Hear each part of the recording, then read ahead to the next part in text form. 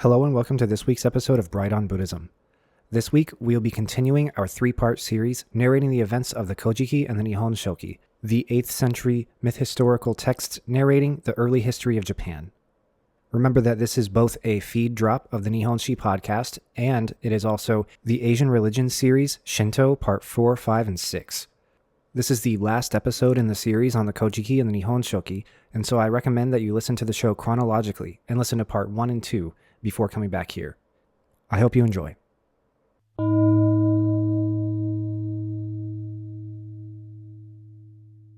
Hello and welcome to Nihonshi, a Japanese history podcast. This is episode 3 of a 3-part series called Origins, where we narrate and explain the events of the Kojiki and the Nihon Shoki. I recommend that you listen to the show chronologically, so that you can best understand what's going on in this episode. Today we will be talking about the legendary first emperor of Japan, Emperor Jinmu, great-grandson of the kami Ninigi, descendant of the sun goddess Amaterasu, as he conquers the great land of Yamato. We will also be talking about later figures, such as Empress Suiko and Prince Shotoku. So, let's get started. I've said this before, but I'll say it again. You can tell a lot about a culture by the stories that they tell themselves, each other, and others around them about their first ruler. The English have Athelstan, the grand unifier and centralizer of English rule over the island of Great Britain, the first in a long line of kings and queens in Britain and the defeater of the barbaric Vikings. The Americans have George Washington, resistor of English tyranny, founding father of the values America purports to represent, and heroic fighter in the Revolutionary War. These historic titans have a way of becoming mythical, deified, and legendary figures in the identity of the cultures they come from. Embellished or entirely untrue myths and legends become attributed to them, and take on their own lives as stories meant to teach, convince, and influence their listeners. Take, for example, the story Americans are told about George Washington and his father's cherry tree. The story goes that George cut down his father's cherry tree by accident, and when confronted about it, he confessed, professing that he could not tell a lie. This story has never been proven or disproven. It comes up first in a hagiographic text about Washington after he died, and it has been argued that the author of that text had a clear agenda to humanize Washington by writing about his humble rural American upbringing, but also to mythologize him by making him a paragon of absolute and unerring virtue and honesty, in that he could never tell a lie. Every culture does this with their rulers, and Japan is no exception. Keep this in mind as we discuss the life and times of Emperor Jinmu. We only have textual evidence that this guy existed, and those texts have the accoutrements of myth and legend. They tell of a land populated by gods and spirits, and the stories that they tell are core to the Japanese identity. For that reason, we shouldn't toss them away as false stories about people who didn't exist and stuff that didn't happen. We shouldn't say, oh, haha, the Japanese people are so backward and foolish because they believe in a ruler who didn't exist, and they believe in events that probably didn't happen. We Americans are guilty of that with George Washington and his cherry tree. We should instead read them with the goal of stepping into the mindset of those who would read or hear these stories in Japan 1200 years ago and ask how it would make them think, how it would make them feel, and what it would make them do. If we step into that perspective, we can see that these stories are literally about us ourselves and are about the world we live in and walk around in every day. If we read them in such a way, we can see how this text influences how people think and how they interact with the world around them. This is one of the central themes of this Origins series. Our origins did not always really happen, but they are nonetheless critically important because they are there in all of our hearts and minds. As we mentioned in the last episode, Emperor Jinmu is referred to in the Kojiki and the Nihon Shoki as Kamu Yamato Iware Biku no Mikoto, and he has 3 younger brothers, Hiko Itsuse, Inai, and Mike Irinu. One day, presumably after he had reached adulthood, he asked one of his older brothers, Itsuse, where would be a good place to experience some goddamn peace and quiet. I'm kidding. What he really said was, can we go find a peaceful and quiet place to rule over? And his brother said, let's try heading east. Though this conversation is couched in this question of where to find somewhere peaceful and quiet to rule over, it's often thought of as the culmination of tensions going on between peoples of Eastern and Western Japan. We've talked about before how in the East and in the North, there are these peoples that are called the Ezo and the Emishi, and they are now categorized as the Ainu ethnic group. And then there's people in the west of Japan and in the central part of Japan, which this story follows very closely, because these are the people who populate this area called Yamato. This story is signaling that early on, the people of Yamato, the emperor, Jinmu, wanted to expand his lands, wanted to look east and defeat these other people known as the Ezo or Emishi. Thus, Jinmu and his brother's migration eastward is sometimes thought of as a conquest, an invasion, or a colonization. Importantly, the brothers do not set off alone.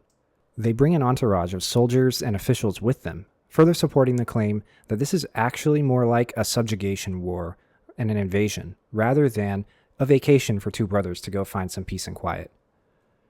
So, Jinmu and his brother set off eastward, staying with a few local chieftains and leaders along the way, getting help from local spirits to cross the Seto Inland Sea, and they finally arrive in Naniwa, the prefecture containing modern-day Osaka. There they encounter a group under the leadership of Nagasunehiko, the long-legged man, and this group ambushes them, and Jinmu and his brother Itsuse engage the group. In the battle, Itsuse takes an arrow and proclaims, "It is wrong for me, a son of the sun spirit, to fight facing it. That is why I bear a wound at the hand of this miserable wretch. Let us go now to a place where we can strike them with the sun at our backs." The brothers vow to then loop around and engage the group with the sun at their backs. Again, though this is couched in the context of Itsuse being a descendant of the sun goddess, this actually has a strong tactical advantage. You never want to be fighting into the sun, especially if the sun is setting, because then your vision is all screwed up and you can't see your enemy. So, the group loops around, but unfortunately, Itsuse's wound actually kills him. Nagasunehiko actually got him somehow in the ambush, and that wound catches up to him, and he dies. However, Jinmu's group makes it out, and they next go to where modern-day Kumano is located, and they encounter a bear and become faint, and they all pass out. When they pass out, a character named Takakuraji picks up an immensely sharp broadsword, and he offers it to Jinmu, who immediately wakes up and takes it. And when he does, all the malevolent spirits of Kumano were apparently immediately cut down and killed. Next, a god named Takaki, or Takagi, issued a command to Jinmu and his group telling them not to go further inland, because there are malevolent spirits there. Instead, he should follow Takaki's servant, a 3-footed raven named Yatagarasu. If they follow the raven, they'll stay safe. They do this, and they discover the ancestors of various native clans of the region along the way. Here, they write in ancestry of the nobility and aristocracy that's around at the time of the authorship of the text. You see ancestors of the Soga clan, you see ancestors of the Fujiwara clan, and you see ancestors of the Nakatomi and Monobe clans. You don't have to worry about who these people are now, but you should know that they become very important and very powerful clans and political factions in Imperial Japan from the 5th century onward. So Jinmu's group is following the legendary Yatagarasu, the 3-footed raven, and they're meeting all of these ancestors of the aristocracy, but then they finally come back around to Nagasunehiko and his group. Nagasunehiko is traveling with these two brothers named the Eukashi, the brothers of deceit. As Yatagarasu and Jinmu's group travel, Yatagarasu is scouting ahead, and he runs into these Eukashi. The raven speaks to them, saying that Jinmu, child of heaven, is on the way, and he asks the brothers if they will serve him. The older Eukashi brother drives off the raven, and the two decide to set a trap, where they will build a big hall in which to strike the entourage. However, the younger brother seems to betray the older brother, and he goes to Jinmu's entourage, and he bows and pledges fealty and pays respect and all of that. And he divulges the plan that he and his older brother came up with. He says, "My older brother drove the crow away, and he ran off to build this giant hall with a big trap in it to kill you all." The group then summons the older brother, and they say they're going to figure out if this is true or not by driving the older brother into the hall at sword, arrow, and spear point. If he's loyal to Jinmu, there won't be any trap. If he's deceitful, which I could not possibly imagine being the case, given that his name is the brother of deceit, then the trap will spring and kill him. They drive him into the hall, the trap kills him, and the younger brother decides to not be a brother of deceit anymore. He pledges service to Jinmu and his group, and he throws everybody a feast. This little side journey seems to have separated Jinmu and his group from Nagasune Hiko, leaving that thread a little bit loose. However, we will come back around and see Jinmu and his group defeat Nagasune Hiko later. After the group finishes their feast with the former younger brother of Deceit, they make their way on to the site where Osaka now stands, and there they meet a tribe of about 80 people. In the Kojiki, this tribe is derogatorily called the Tsuchigumo, or the dirt bugs, or as it's often translated, the burrowers. They're said to have tails and live in dugout pits and be very uncivilized and barbaric people. They're also called the Ezo, or the Emishi, meaning shrimp barbarians, or lobster barbarians. The inclusion of this shrimp or lobster term in their name possibly refers to the long mustaches and beards that Ezo men wore, which resembled a shrimp's whiskers. This is an ethnic group that historically resided in the eastern and northern parts of Japan and is now regarded as being related to the Ainu people of modern-day Hokkaido. This is the final point about this legend that makes it clear that it was an invasion by Jinmu and his group rather than a peaceful vacation. They are there to defeat the Ezo and to take that land for their own. Hang on to that thought as we proceed through Japanese history, because you'll see that this is not the last time that such a conflict will occur. The people from the far western reaches of Japan, where Jinmu came from, are regarded as being more closely ethnically and culturally related to the Korean and Chinese peoples of the mainland, whereas the Ezo and Emishi are more closely related to the peoples of the Sakhalin and Kuril Islands to the north, which are now in modern-day Russia. Thus, the people from the western reaches encountered this group and believed them to be savages, living in holes in the ground, growing out their mustaches really long, having tails, and so on. So, on encountering these people, what does Jinmu do? Does he cut them down in a pitched battle? Does he say hello and then move on past them? No. He invites them to a feast, and at this feast he instructs his entourage to cut them all down when they hear the Ezo begin to sing. The song that was the signal to cut them down was the following. At Osaka, the great pit dwelling holds many people who now sit inside. Though many are the people who now sit inside, fierce and furious lads of the fighters, with your mallet head pommels, with your stone head pommels, strike and put an end to it. Fierce and furious lads of the fighters, with your mallet head pommels, with your stone head pommels, now you should strike them. The 80 Ezo people sang this song, and they were struck down by Jinmu's entourage. This scene leads me to believe that the Ezo people were betrayed. Jinmu showed hospitality and good intent to them, drew them into this feast unarmed and unprepared, and then cut them all down to get them out of his way and to get his hands on what is now Osaka. This could have happened in one single scene with a small group of people, as the text indicates, or it may be a distillation of the total strategy that Jinmu used in his rule to displace the Ezo people. Maybe Jinmu and his people moved into the Yamato area and, finding that people were already there, first proclaimed that they could coexist peacefully, but then turned on them and killed them or drove them out. Either way, it is the first of many conflicts between the peoples from Kyushu, who the Kojiki will lead you to believe are real Japanese people, culturally and ethnically, and the Ezo and Emishi, who are painted to be completely different culturally and ethnically. After defeating this group, as well as defeating Nagasune Hiko, Jinmu ascended the throne and was said to live to the age of 126, ruling for 75 years from 660 to 585 BC. He is thought to have fathered the next legendary emperor, Suizei, and his tomb is traditionally thought to be near Mount Unebi in Kashihara, Nara Prefecture. After Jinmu, we have 27 more emperors that are passed over rather briefly, and which are allegedly part of an unbroken line of succession within the imperial family, the family of Amaterasu. This cannot possibly be true, as the current emperor, Naruhito, is the 126th emperor of Japan, and we have historical and archaeological evidence to suggest that there were several points in history where the line of succession was broken. As we've already talked about, the authorship of the Kojiki and the Nihon Shoki was situated in this usurpation of the imperial line and its replacement by this new lineage. We've talked about how this text was perhaps an attempt to rewrite the events of the past and draw a line between these imperial lines where there wasn't one. Nevertheless, at the end of the show, we're going to circle back around to this unbroken line and talk about why it's important. For now, I will briefly give some of the major highlights of some of the 28 legendary emperors that came after Jinmu. All of these emperors are given extreme characteristics. They are all at least 10 feet tall, they live for 120 years or so, and they have dozens of children. Additionally, some important historical moments are attributed to them, which deserve some discussion here.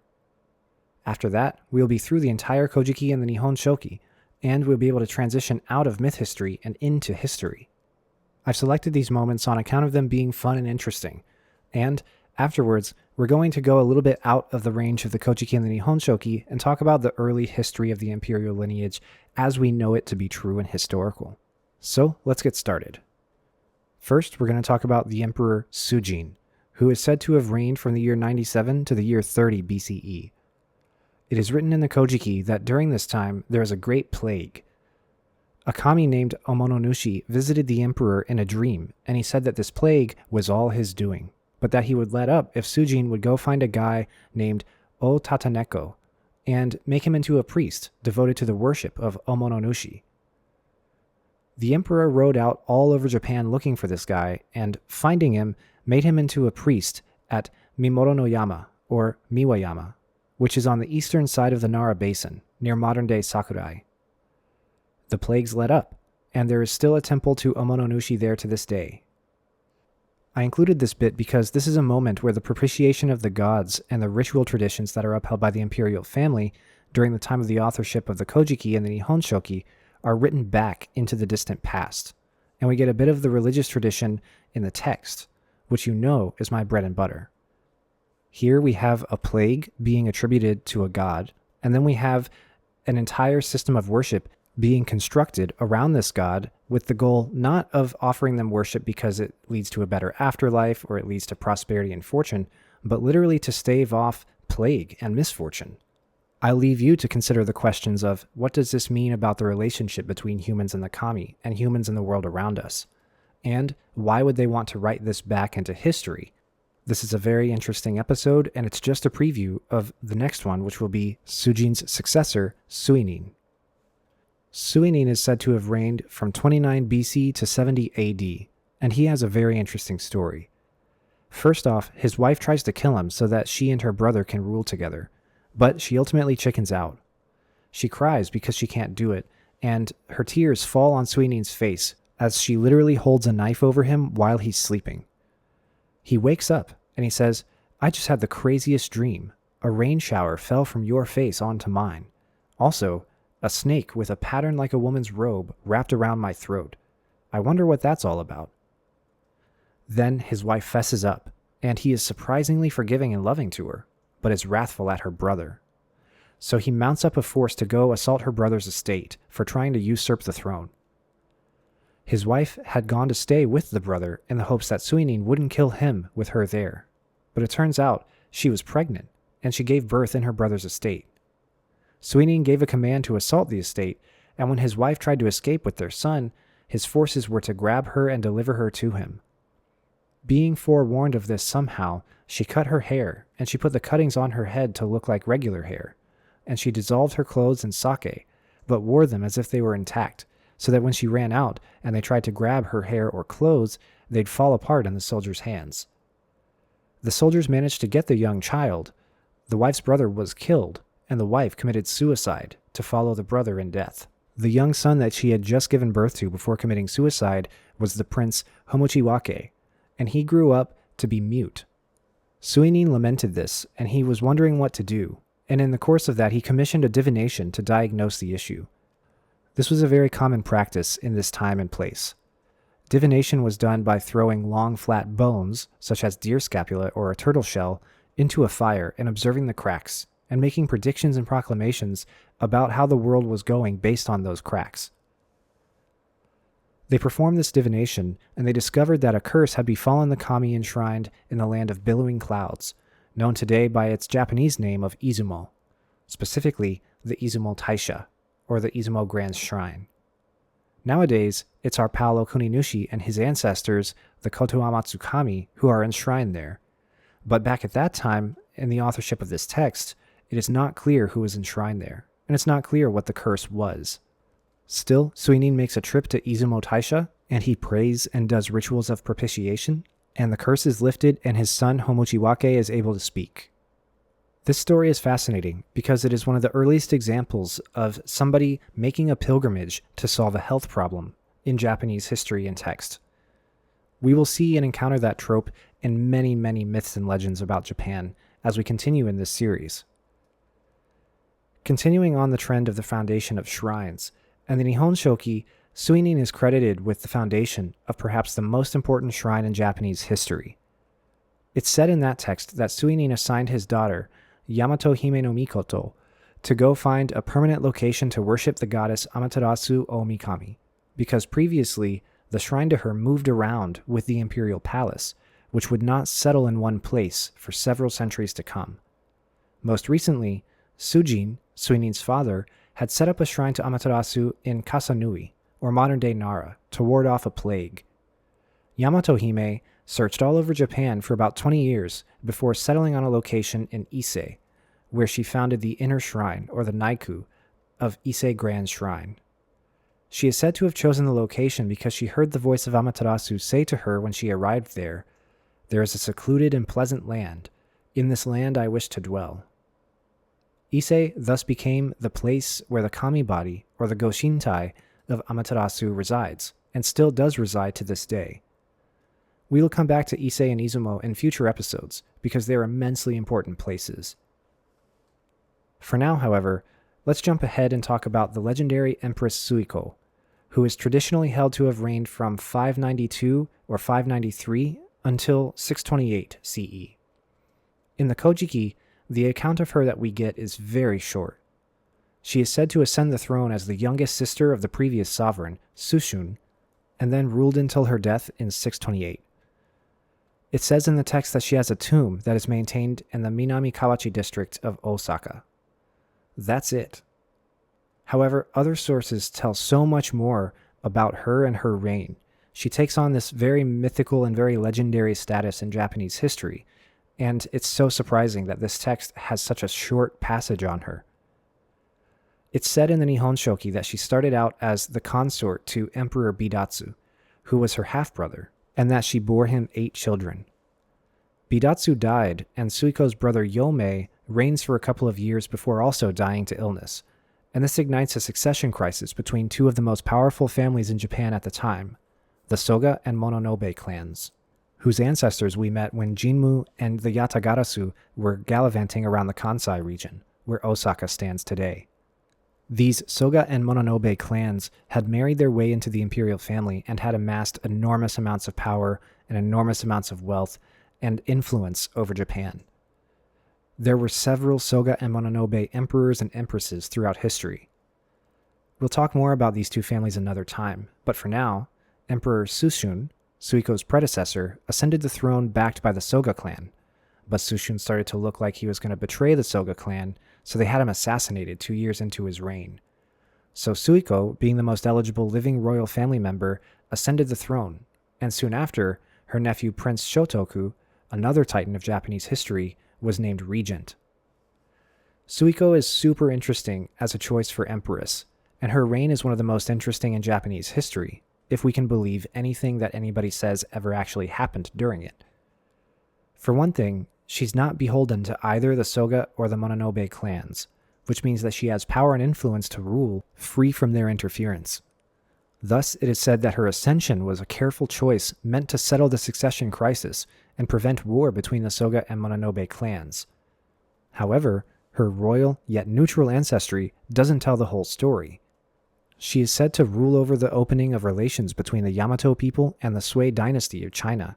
She's said to have officially converted to Buddhism after its arrival from Korea during the reign of Emperor Kinmei, and she oversaw many political and social reforms that will prove very important for Japanese history. So, she's a very critically important figure. However, her nephew, the regent, Prince Shotoku, is actually said to have wielded all the real power in the administration as the male counterpart to the empress. It's not widely agreed upon who had and used the most power between the two of them, but I think it's safe to say that they shared power very evenly and ruled together quite smoothly. Prince Shotoku will get his own episode in the future, but we should describe a little bit about what he was up to now. He is credited with all sorts of legendary reforms and accolades that, if all true, would stretch the bounds of imagination. He is credited with adopting a centralized Chinese style of government known as the 12-cap system. He's also credited with authoring Japan's first ever constitution, called the 17-article Constitution.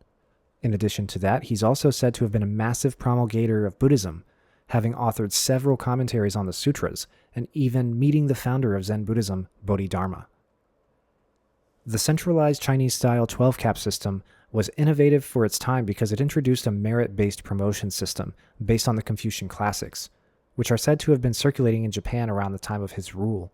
So Shotoku's government is often looked back upon in later centuries as embodying the values of a meritocracy that emphasizes Confucian virtues like benevolence, ritual propriety, and knowledge through education. It was called the 12-cap system, or the Kanyi Ju Kai, because the government officials wore silk caps of different colors denoting their rank.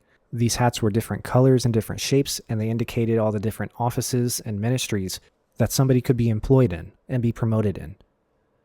The 17-article Constitution is also super fascinating, because, for one thing, if we believe in its title as a constitution, its authorship in 604 CE would make it the first document of its kind to exist in all of human history. However, it's not commonly accepted as a constitution in the sense that the United States Constitution or the current Japanese Constitution are regarded as such by political scientists. As a start, these modern constitutions lay out very direct, concrete, and enforceable practices and procedures of government. This is how the prime minister or the president is elected. This is how a bill gets signed into a law. This is how many senators there are, etc. Shotoku's 17-article constitution is much more vague and interpretive, and it lays out Buddhist and Confucian moral and ethical principles of government rather than specific practices and procedures for how a government ought to operate and represent its people. I'll read out the first lines of each of the 17 articles and then give some discussion of each one, and you'll see what I mean. Article 1. Harmony should be valued and quarrels should be avoided. This is the most famous one among the 17. It uses the character wa for the word harmony, which will later be used as a demonym for the people of Japan, the wajin, or the harmonious people. It enshrines in the law that all of society ought to value harmony in each other and avoid conflicts no matter what. Article 2. The three treasures, which are Buddha, the Dharma, and the Sangha, should be given sincere reverence, for they are the final refuge of all living things. This contributes to Prince Shotoku becoming revered as a bodhisattva, or a great teacher and propagator of Buddhism. Article 3. Do not fail to obey the commands of your sovereign. It's just that simple. Listen to what your king says. Article 4. The ministers and officials of the state should make proper behavior their first principle, for if the superiors do not behave properly, the inferiors are disorderly. If inferiors behave improperly, offenses will naturally result. This is kind of like number 1, but directed toward the ministers. It specified that proper behavior refers to the moral precepts and principles outlined in the Confucian classics and the Buddhist sutras. For one, you should always be benevolent and harmonious. And if you are, all of your inferiors will also, by extension, follow that example. Article 5. Deal impartially with the legal complaints which are submitted to you. This one says not to be biased in legal dealings. This is a very modern-sounding point. In the modern day, lawyers, judges, and juries are urged to deal impartially, and when conflicts of interest arise, they are supposed to recuse themselves.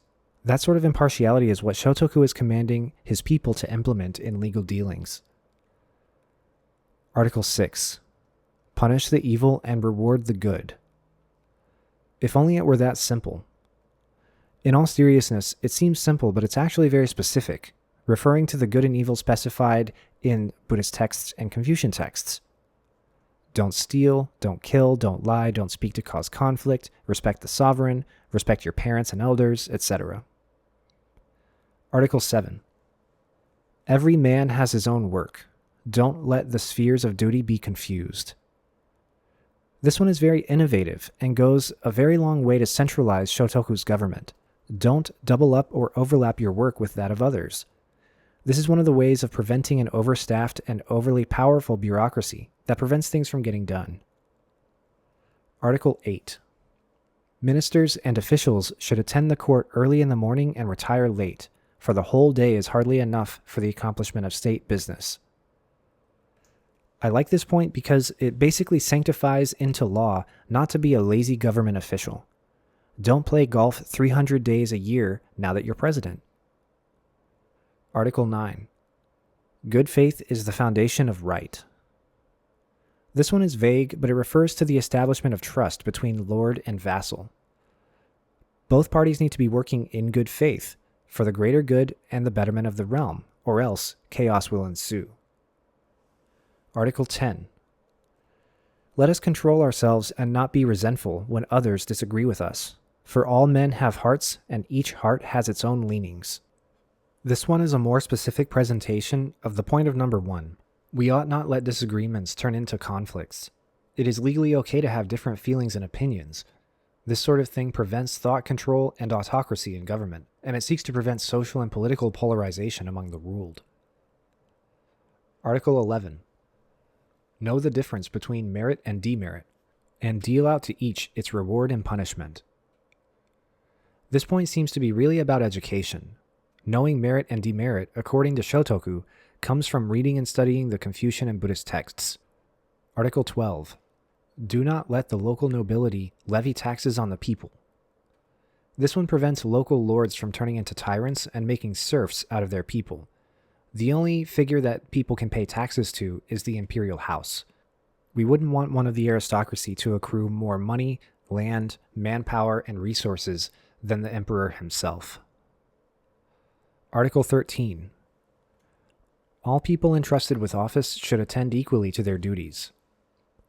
This one is kind of an elaboration on point number 4. Ministers should work hard and not play golf 300 days a year. It says that you should not obstruct or neglect this or that part of your government job. Basically, all parts of the job are as important as all other parts of the job. Article 14. Do not be envious. This one goes toward other points about being harmonious, impartial, not resentful, and so on. Article 15. To subordinate private interests to the public good. That is the path of a vassal. This is another point that specifies the previous one. If a vassal seeks their own gain and their own promotion in government, then that is the wrong way to be in government. Article 16. Employ the people in forced labor at seasonable times. This one is borrowed from the Chinese system, where corvée labor is employed to complete public works on a 1 to 2 year rotating cycle. This is absolutely a type of forced labor, but you could think of it as a tax, where instead of just paying money to the government, you're also paying in labor. Article 17. Decisions on important matters should not be made by one person alone. This is a very centralizing point, which gives a great deal of power to the emperor, who most frequently has the final say on things. However, it also seems to be an implication of the previous points about not having overlapping jobs, dealing impartially in all legal matters, and obeying your sovereign's commands. In that sense, it encourages advisement and it encourages conversation on important matters, but it discourages any single figure in government taking on all of the decision-making power for one big issue on themselves and thus growing their power and influence above that of others. You can see that these points do not themselves prescribe the details of how to administer a state, but they do give guiding principles which can be applied to nearly any type of government. Naturally, the ideals of this document were never achieved in reality, but it is a very interesting and important document nonetheless. Next, we should talk about Shotoku's role as a propagator or promoter of Buddhism in the Yamato polity. He is said to have commissioned the construction of Shintō, which is in modern-day Osaka, in 593, making it the oldest Buddhist temple in Japan and the first state-sponsored Buddhist temple to ever be constructed in history. There's also a chance that he founded Horyuji and several other temples in the Kansai region of Japan in the 7th century.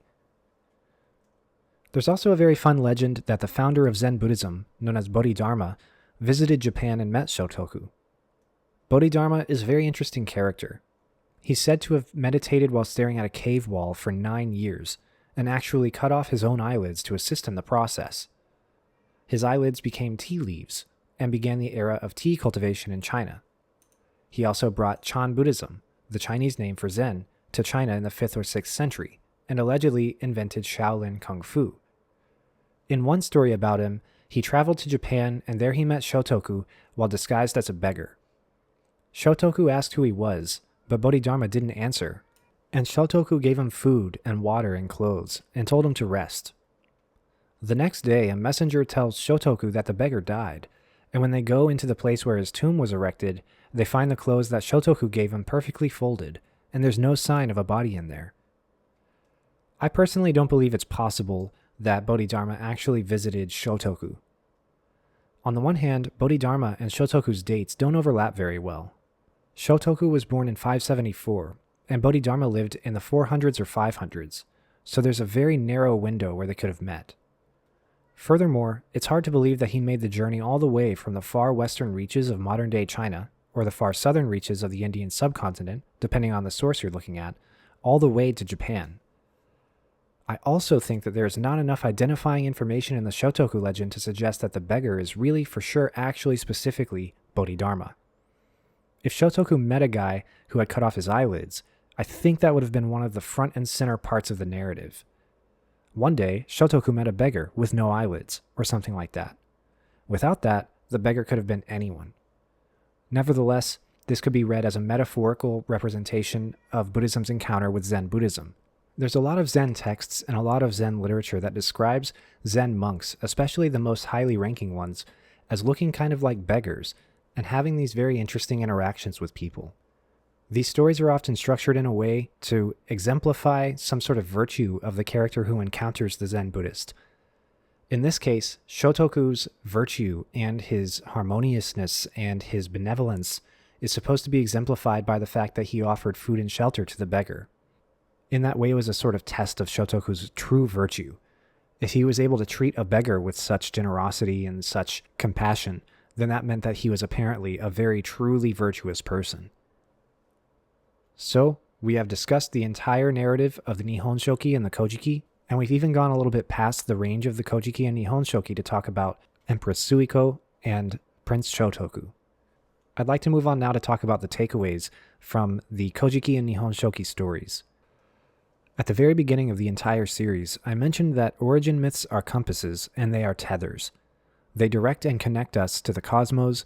They situate us in time, geography, community, social order, political order, spiritual or religious order, and to our individual selves and collective selves. This one situates all Japanese people into a divine lineage going all the way back to Izanami and Izanagi, and they make Japan a sacred geography, populated by gods and spirits. Notoriously excluded are the inhabitants of modern-day Eastern Japan, Northern Japan, Hokkaido, and Okinawa. They also situate the political system, namely the rulership and sovereignty of the imperial family, in a divine lineage and a divine right, making of them living gods, and their rule a godly or divine rule. These emperors claim heritage from the sun, the sea, and the earth itself, giving them the right to rule over all of it. These myths also sacralize gender roles, as seen in the myth of Izanami and Izanagi, when Izanami speaks first and they have to throw away the offspring produced by the resultant coupling. These myths also sacralize concealment and secretiveness, as in the case of the 3 imperial regalia, or in the case of the transgressive looks that Izanagi and Hohodemi gave to their spouses. In the case of the regalia, the fact that the public cannot see them fuels their sacredness, and the fact that the imperial family can view them fuels the imperial family's sacredness as well. This should all serve to contextualize the texts of the origin myths in their time and place. They serve to prop up and legitimize the imperial family, their policies, the social norms that pervaded Japanese society at the time, and they serve to establish a status quo of worship of the imperial family and the nobility. The compilers accomplished this by compiling distant and disparate texts and oral traditions that described myths, legends, and rituals from various regions of the Yamato polity, and unifying them into a singular narrative with the imperial family at the center. This will continue to be important throughout the rest of the show, the rest of the history of Japan. Coming back around to the life and times of Emperor Jinmu, the first human emperor of Yamato, I think that it's clear that in the texts he was a conqueror. He conquered the Yamato polity, and he also expanded his territory eastward toward the Kansai region, which was historically populated by Ezo or Emishi people. He and his royal entourage defeated these barbarian Ezo or Emishi people who lived there, and displace them and set up a new state over which Jinmu himself was emperor. Jinmu and his violence presents an interesting problem. Let's recall back to the previous episode where various kami were given rule over the realm of humans specifically with the goal of placating the world and making it peaceful. And remember, they all failed. It's regarded as a violent and unruly place, as opposed to the realm of the gods, which is perfect and harmonious. And all kami who are sent to rule over this world fail to placate it, except for Jinmu who placates it by violence. Remember, death pollution is a very important part of the Kojiki, and Japan is regarded as a sacred land in it. So, polluting it with violence and killing seems like a failure to put an end to the violence and disharmonious nature of the realm itself. It seems as though banishing the so-called barbaric Ezo is an end that justifies the means. It's also fascinating how, in all of the stories of the 28 legendary emperors, the noble clans and families of Yamato are name-dropped and mentioned. That seems to be like a gift or a reward given to those families by Empress Gensho and Genmei in the interest of managing court politics. Mythologizing these families justifies and legitimizes their outsized political influences and the factions and the families in court that they occupy at the time of the authorship of the texts, and it also raises their prestige and sacralizes their relationship with the imperial family and the sitting emperor. We also see the deliberate effort made in the texts to map out the imperial family going all the way back to Amaterasu in an attempt to create an unbroken line of succession for the imperial family. To my knowledge, there's no such unbroken family line in any other culture or history.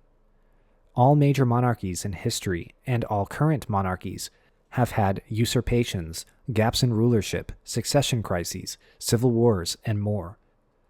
The effort put forth by the imperial family to maintain that this line is unbroken doesn't end with just these texts.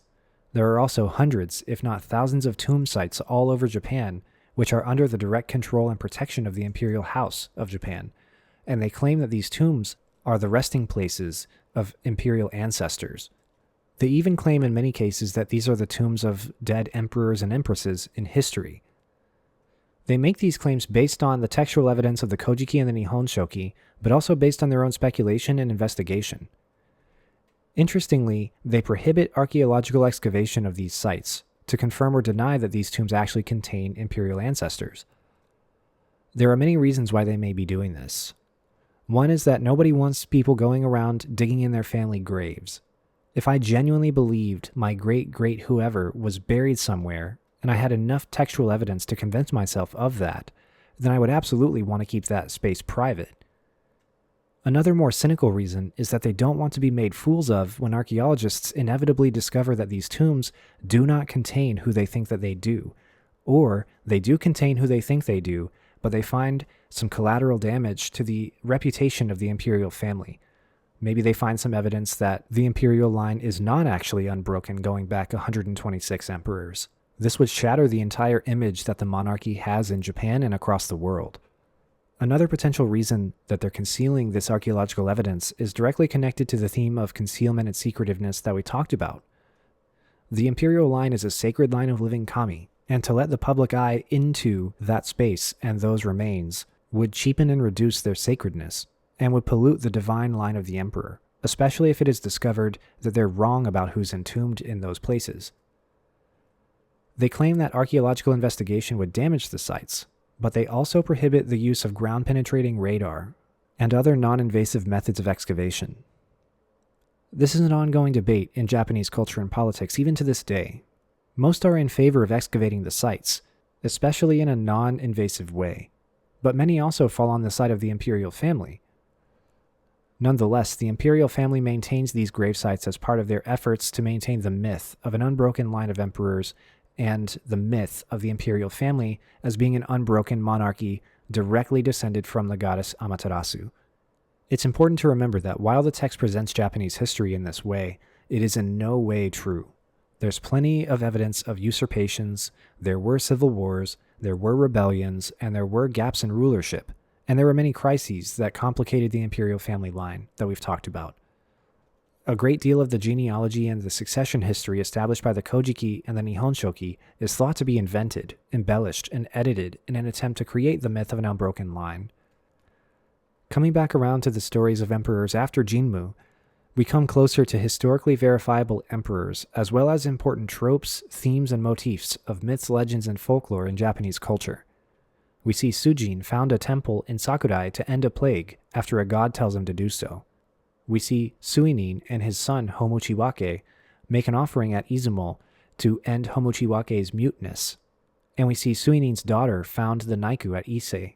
These contribute to the way in which origin stories are compasses that orient the landmarks around us in a cosmological and historical and mythical sense, and it also speaks to how the kami are understood to function. They can be propitiated in order to end plagues, end civil unrest, and improve the general lot of the people in some way. This propitiation can be in the form of a big offering, but also in the foundation of shrines and temples, or in the form of a pilgrimage. This will come back time and time again. Finally, we discussed the lives of two other heroes of Japanese history, Suiko and Shotoku. In my mind, these two serve as a fascinating bridge between the myths and legends of the Kojiki and the Nihon Shoki and the verifiable historical evidence that we have about the imperial monarchy in Japan. On the one hand, we have the reclusive and cunning Suiko and the titan of statecraft and holy man Shotoku, and on the other hand, we have the very real 12-cap government, the very real 17-article constitution, and the emergence of the early Japanese state. Because of this, I think that they are looked to as some of the most interesting characters in Japanese history. For example, after his death, Shotoku will get his own cult, where stories of his life will be told and retold, and icons of him will be erected in temples and shrines all across the country. Thus, he's certainly an enormous and magnetic figure. I hope you enjoyed this 3-part series on the origins of Japan. We've worked our way through the Nihon Shoki and the Kojiki, discussing creation myths, origin myths, and foundation myths surrounding Japan and the imperial family. I hope that you continue to join us for more exciting discussion of Japanese history. If you simply can't wait for the new episodes, you can back us on Patreon at patreon.com/Nihonshi podcast. There you'll get access to early episodes, bonus episodes, and a special shout out at the top of every episode. Thank you very much, and we'll see you next time.